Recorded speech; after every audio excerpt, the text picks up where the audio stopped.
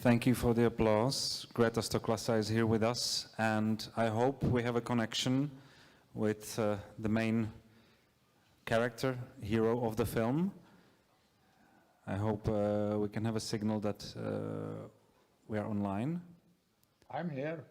Oh! Yeah. Hans, hello! Hello there. Hey, Greta.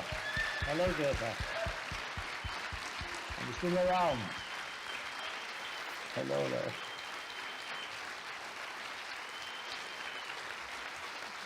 I watched the end of the film. It's a nice swimming tour. Hans, can you see us? Or Yes, I see you, and I see Greta, and I see the audience. Hey, perfect. Hans. My name is Hey. Pavel, and this is the audience of the film, and everybody is greeting you. Thank you. Thank you very much. It's a big honor to have you here with us.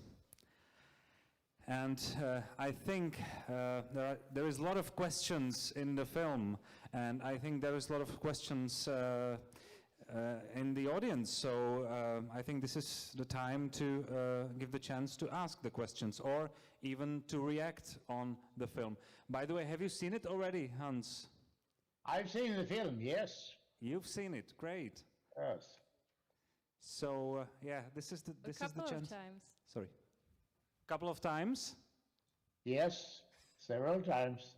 So maybe tell us what is your reaction on the film as a first opening. What was Well, I the first think that reaction? It gives a very strong picture of the American determination to go through with an occupation of Iraq. And our attempts to do our job in it, which did not impress very much upon the Americans. I think that their attitude was part of the degree of disdain for the United Nations. They were determined from the year 2000 to get rid of Saddam. That was the main objective. The weapons of mass destruction was some more of a sideshow for, at least for the hardcore of the Americans. They knew that that was a sales argument, but it was also an entrance to UN procedure. The UN had been trying to verify during the 90s that there weren't any weapons of mass destruction. They hadn't found any, and they could proceed along that line, get the UN ask the Iraqis to open up for new inspections, and they did. The hardliner on the American side were not really interested in inspections. They thought that it was going to complicate things for them, and it actually did. And at the end, in February and March 2003, the Americans had not got any sign from inspectors that we had found any weapons after 3 months of inspections. And then they asked their own Secretary of State, Colin Powell, who's a very respectable person, to present to the Security Council the American evidence, which he did in a big show.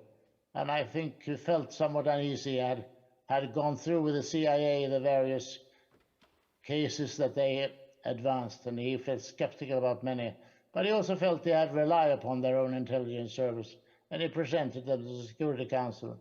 In retrospect, afterwards, he felt very unhappy about that, because none of the cases that he showed really was any good evidence.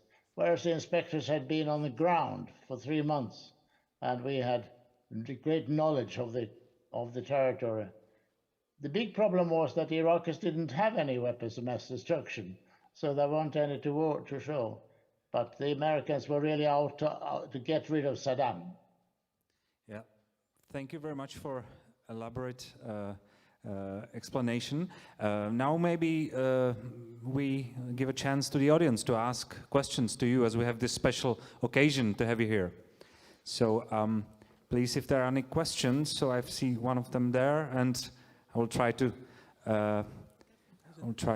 see all the questions we have. Thank you so much, Hans Blix, for your impressive work. I, as a Swede, I'm of course extra honored to see this movie also.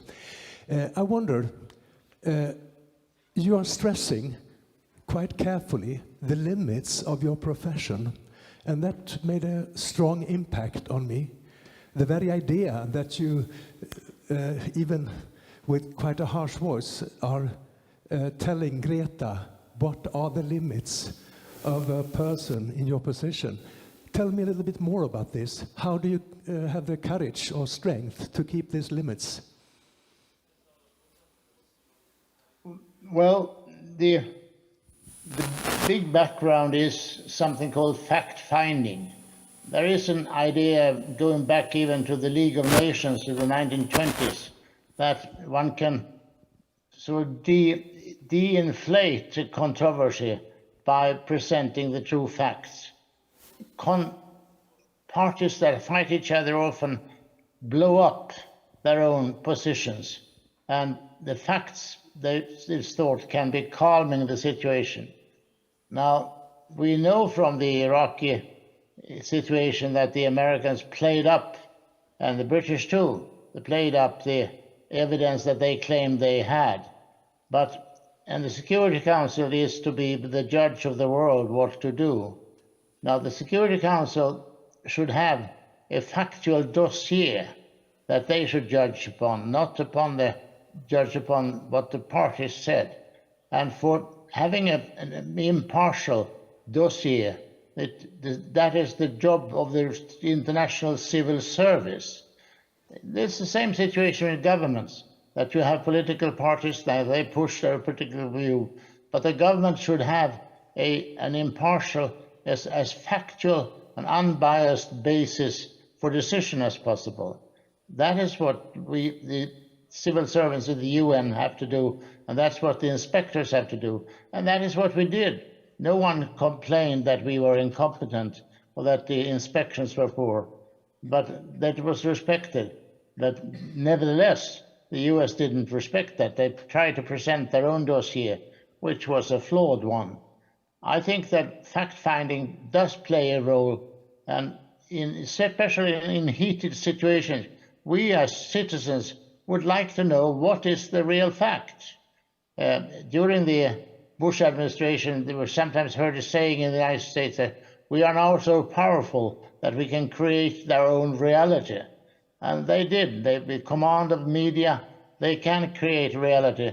You need as a balance to that a group, an organization, a civil service that really tries to be unbiased, and we did that.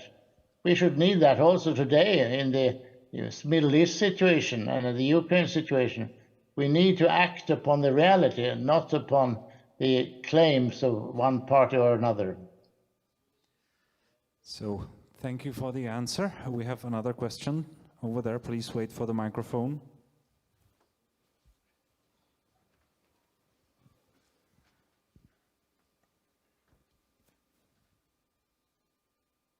Hello. Hello. Thank you very much for the film and for showing different perspective of some situations that happened in the past. I would like to broaden that perspective with two questions that might be a little bit controversial. But since the film was about twisting the truth of some powerful people and trying to blame the other side, that actually those who are attacked are those bad guys inside of Russian and Ukrainian war and also the invasion. So I have two questions which are kind of inspired by Noam Chomsky, I would say. He claims that the United States are the biggest terrorists in the world. Would you agree with that statement? And the second is, there was the mention of Russian-Ukrainian war, but I think the most present war that I think is discussed, at least among my circle, is the war between Hamas and Israel. Is there a chance that we are being deceived again, and that Israel is not purely the one defending against the great evil? Well, I think that any party in a conflict likes to depict itself as fighting for the good and against the evil. I think that was very much the case with Bush and Bill Blair. Blair spoke about the defeating of the evil and the responsibility of the great decent powers to intervene and to try to topple evil leaders like Milosevic in Yugoslavia and like he had done in Sierra Leone, I think. But the world has not appointed either the US or the UK to be world sheriffs. I think the distortion of the reality is very dangerous. Now, in reality, the US were not so absorbed by the question of weapons of mass destruction. I think that was mainly a sales argument. They were eager to get rid of Saddam Hussein. And I think even their image of reality was not very good, because Saddam was not a danger, actually, at the time. And the Arab states and the surrounding states did not consider him a danger. And the US went in anyway, and what they achieved was that they replaced the tyranny by anarchy. Now, that was not a great gain, and I think it speaks against the intervention. We have seen many US interventions. In Afghanistan, they intervened much more than just smashing the Taliban, and they were there for many years. And we heard Biden the other day in Jerusalem. He said that the anger of US was understandable, but nevertheless one should have some thought, some care in which to respond. And I think he regretted and felt, he actually implied that the US had gone too far in this.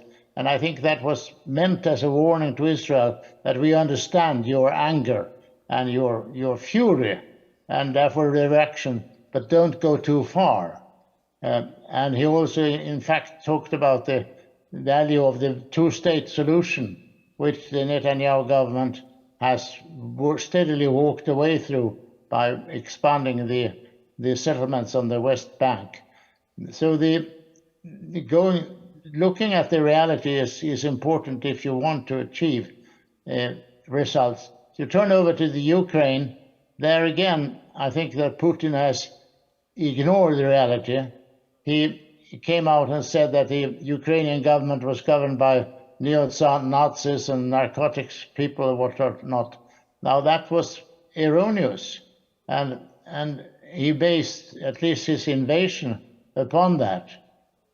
So the governments have a need to be told the real reality, and I come back to that's the role of fact-finding and international inspections and international civil service. We have to be, in my view, very careful about assuring that those who serve the international organization, the UN in the first place, but also other organizations, that they are really hard looking at the real facts and presenting them to the political organs and to the world at large. And I think that's probably what the Secretary General meant to do recently when he said, and he talked not only about the brutality of the Hamas, but also of the misery of the Palestinians. You see, for the public, in any given situation, one looks at the horror before our eyes. And then we did look at the horrors of the brutality of the Hamas. But the next week later, we look at the brutality of the Israeli attack on Gaza. And I think that one has to try to keep both pictures in mind and realize and try to look at what was the real background and could there have been a non-violent solution of it. Thank you. I hope the answers were enough for you, that the questions were answered. If there are any questions, please raise your hands because there's plenty of you in the audience. So first row, please, if we have the microphone. Yes. Okay, so we are passing. Well, no, you go ahead with your question. Okay, that's fine. Thank you for this fantastic film. I would like to ask Mr. Briggs, you've been coming to the UN for 50 years. It is said in the movie. What do you think of it, of the UN? Tricky question. What do I think of the UN? Well, my first General Assembly was in 1961, and I attended 20 General Assembly sessions until 1981. Thereafter, I became Director General of the International Atomic Energy Agency, and I presented the reports of the IAEA there. And then in 2000 and 2003, I was the chairman of the Monitoring and Inspection Commission. I think that frequently when something catastrophe comes out, people say, well, isn't the UN there to solve it? What is the use of the UN if it doesn't able to solve it? But I think it's a bit of facile question, because the UN is a mechanism through which governments can cooperate. And if the governments don't want to cooperate, then no result can come out of it. You cannot pull any rabbits out of the hat if the members do not wish to cooperate. That is what happens, especially in the Security Council, where you have a veto. But even if there were not a veto, if the governments do not cooperate, but on the contrary are prepared to put weapons on both sides, then you cannot have any resolution. The mistake or the weakness does not lie in the mechanism for discussion. It lies in the parties. It is the states that fail, not the mechanism. One can try to improve the mechanism, and certain things have improved it, like the peacekeeping operations that Dag Hammarskjöld started, and which have helped. You have peace-making committees, etc. So, yes, but it's marginal. The basic is that the governments have to discuss and try to accommodate each other and try to understand each other. There's a modern American expression that I like very much called strategic empathy. If you try to explain what is behind the Russian behavior in Ukraine, you try to explain to people, say, but you can't have an understanding for it. No, you cannot have any sympathy for it, certainly not. But you have to grasp what caused it, because otherwise it's very hard to do anything about it. So the strategic empathy is to try to put yourself in the other side's shoes and see, could we, at least for the future, try to understand better and avoid that we land in this situation. So what do I think about the UN? I think it is indispensable. There are some people who said that we could have an international organization of democracies. Well, I don't see that's a very good point, because we don't need to talk to our democratic friends for a solution. It is the other side we need to talk with. And I think that the current situation is a very bad, very ominous one, because there is little talk between the great powers, between China, Russia, and the United States. I mean, somewhat improving lately, but it's still a very, very dangerous situation. They would need to have much more intense contacts than is the case at the moment. Thank you for the answer. There was another question in here. Please pass the microphone. First row. Yeah, thank you very much. Thank you very much for the great movie and for all your work. I will slightly change the topic, and I would like to return from the danger of war to the danger of climate change. I was a little bit bothered by your answer to Greta when you said that the main problem is overpopulation. Because actually, this is I wonder if that's what you really believe, because this is a very neo-Malthusian perspective that actually hides the fact that the main driver of climate change and all the other environmental problems is in fact corporate capitalism and high inequalities, because the top 10% of the population on the world produce much more emissions and much more destruction than the poorest, like 2/3 of the world population. And I think it's very dangerous to talk about overpopulation, because it can give pretext to ecofascism. Well, I don't think we are perhaps so different positions. I do not say that overpopulation is the main reason for global warming. I think that our reliance upon the fossil fuels is the main reason. That's increasing the carbon dioxide and the methane. But when I talk about I'm not sure I talked about overpopulation, but I cited the people who say that if we want all people on the world to have the standard of living that we enjoy in Europe, then we would need 2 globes, 2 Earths, to provide the material for it. And then I draw the conclusion that perhaps we could have a lower population than we have now, because more people produce more waste. It's true that the world population is stagnating, and in Europe we have a shrinking population, and in Japan the same way, China, India too.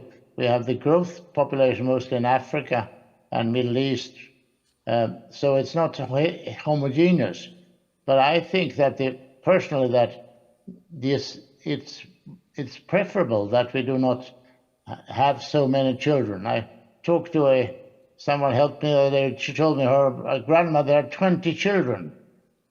Well, that is not very fair to women, and I don't think it's very fair to the countries. Nowadays, the standard number, at least in Sweden, is normally 2 to 3 children. And with that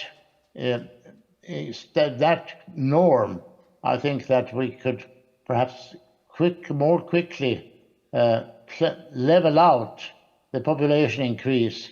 In fact, it says in the Bible that we should reproduce and refill the earth. I think we could say mission accomplished. We don't need to fill it any further. And there is no right to be conceived. So, but it's part of the meeting the threat of the global warming and the environment. And I have said that I think that the threat to the environment is as great as the threat of global warming, as the threat of weapons. In fact, the weapons threaten us with a quick suicide. The global warming and the environmental threat threatens us with a slow suicide. We need to have a straight discussion of facts, yes, and then to act upon that. And I think that returning to the question of looking for facts, I think the UN has done very well in setting up the IPCC, the international, the forum, the committee of international scientists from around the world. That's very good that we have access to their examination from all around the world and to their conclusions. This is in line with my thinking that the civil service that offers as unbiased a basis for our discussions as possible, that is very, very important. Thanks for the answer. I'm not sure if it was fully answered, but anyway, it helps me to come to another question to both of you, because Greta, as the director of the film, is here with us too.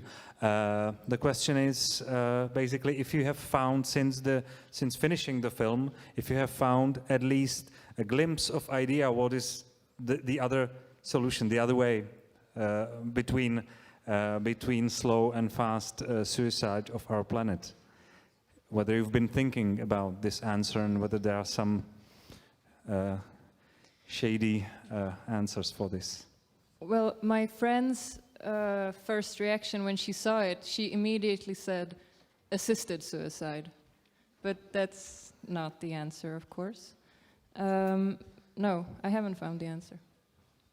So maybe it's up to the audience of the film. Hans, have you been thinking about the last question of the film, if there is another way, a third way between slow and fast suicide for our planet, for our civilization?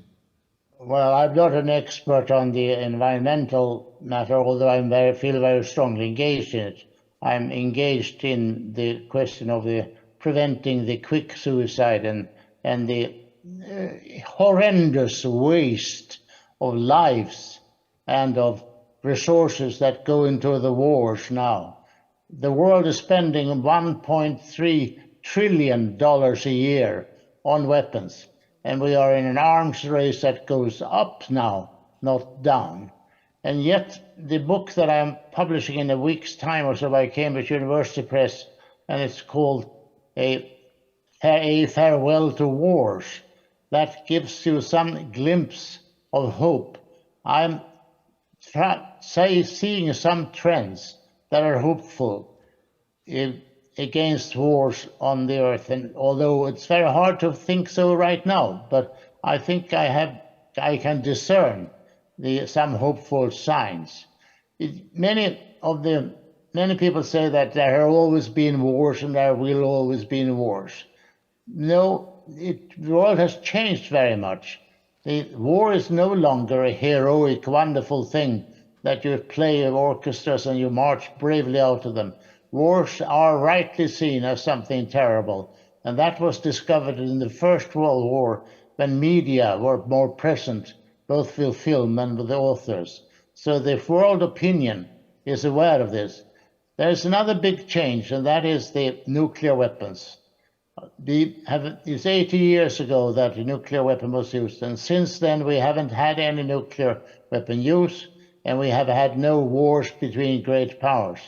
I think the nuclear weapons changed the scene, and that was in 1962 when the Kennedy and Khrushchev discovered that they could have a Holocaust, a nuclear Armageddon, which would result in a total destruction. And they, later on, Reagan and Gorbachev drew the conclusion that a nuclear war cannot be won and must not be fought. And that expression was repeated as recent as in the Bali meeting of the G20s recently. The reality is that the prospect of an escalation of hostilities involving the great powers, the nuclear powers, that the prospect is so dangerous that the great powers will feel constrained, will restrain to use them. You can see that in the Ukraine, that although Putin is playing with the use, playing and talking about the use of nuclear weapons, they don't. And the Americans and the West, although strongly engaged, is nevertheless shying away from taking steps that would lead to nuclear war. I think this is an important new trend, and it simply signifies that great wars are become too dangerous to be fought out, and it's not only between the great powers but also in other places. But of course, it's a somewhat split image. We see in the first place, it doesn't cover in civil war. Most of the brutality in wars in the world today are civil wars in Ethiopia or in Congo or in Syria or now in Israel. It's internal, it's not between states. So that remains. And secondly, one cannot be sure that there will not be conflicts between countries like Azerbaijan and Armenia. But world wars, no. I think I can see a trend away from that. And that's that I'm trying to show in this book that will come out next week. And I think that Greta has also seized upon that, and she is a very sensitive and intelligent and young person. And I wish that she and her generation and her young son will move towards a future that will see the reality clearer, more objectively, and that will have less brutality than the present one does. Thanks, Hans. I'm sorry, but I see the woman leaving who asked the question about the children. Because, sorry, I just wanted to fill you in on that, because I wanted to explain that why I wasn't disturbed by the answer. And that was because I asked you, and correct me, Hans, if I'm wrong, but I asked, what can I do? Which is meant from a position of someone who lives in Europe, in the Western world, who has the knowledge. And that answer about not having children more than 2 is more related to not environmental issue, more than to this personal responsibility, what we ourselves can do. And a second part of Hans's answer, actually, which isn't there, is also about this, that of course you can't implement this on whole world, because of course a lot of women have to have a lot of children. They are forced to, basically. So, and then Hans's answer was to that one key solution is to educate women and to give them the same possibilities as women in Europe have, for instance. So that was just to, I'm sorry I interrupted you, Hans, but I just wanted to give the answer. Don't worry, I actually teach this at the university, so like, you don't have to explain to me. Well, No, I just explained it could be a why private I wasn't conversation bothered, later. because I'm sorry. Sure, sure. I'm sorry. Our time is almost up, so last questions, please. I've seen some hands up, but yes, you already have the microphone. Quick question. Okay, so thank you for your work and for the documentary. And I just wanted to ask, you mentioned earlier that you see UN as a mechanism for national states, let's say. But do you also see a possibility in the future that UN would be more than a mechanism, that it could really happen? And also maybe the second, this is the question, if it could happen, and second question is if it should happen, according to your personal opinion.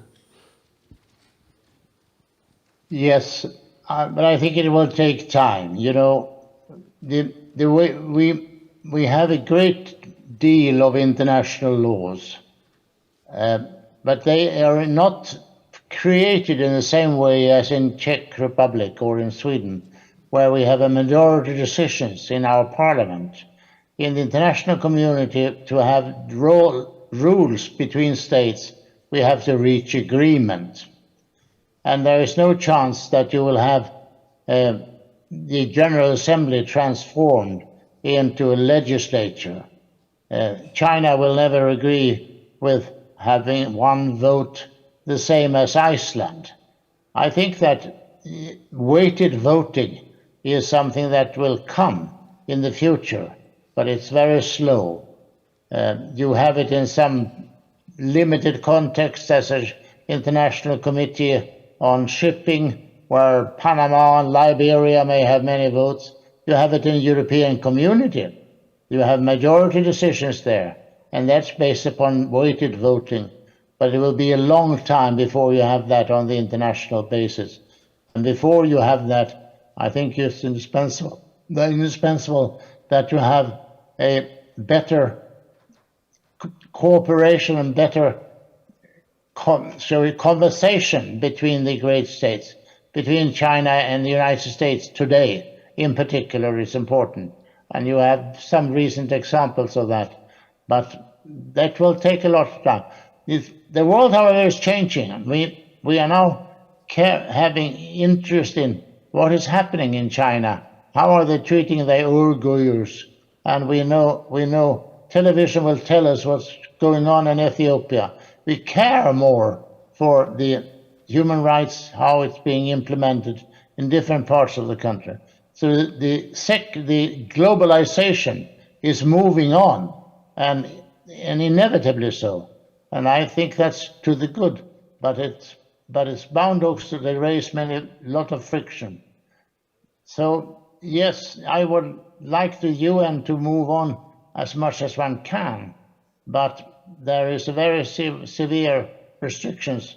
The major rules will have to be worked out in common, and we do have that in the shape of the UN Charter. That was ratified by all the members. And the most important rule is Article 2, Paragraph 4 of the Charter, which prohibits member states to use force against the territorial integrity and political independence of other states.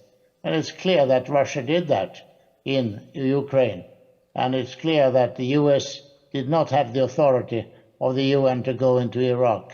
So going back to respect for that basic rule, which is accepted by all, that is important. And I think that countries like Czech Republic and Sweden should stand for that. Hans, thank you very much. Our time is up, so we are really very grateful for being with us. Thank you very much, Hans Blix and Greta Stoklasa, director of the film. Thank you. Greta. Tack Hans. Hey, hey. Goodbye to Sweden. Hälsa Bye, Eva. bye. Bye, Greta. Hej då. Hey, hey. Thank you. We wish you a good health and good luck with your book. Thank you. Good luck with your book. Thank you very much. Bye-bye. Have a nice evening. Bye-bye. Thanks. Bye.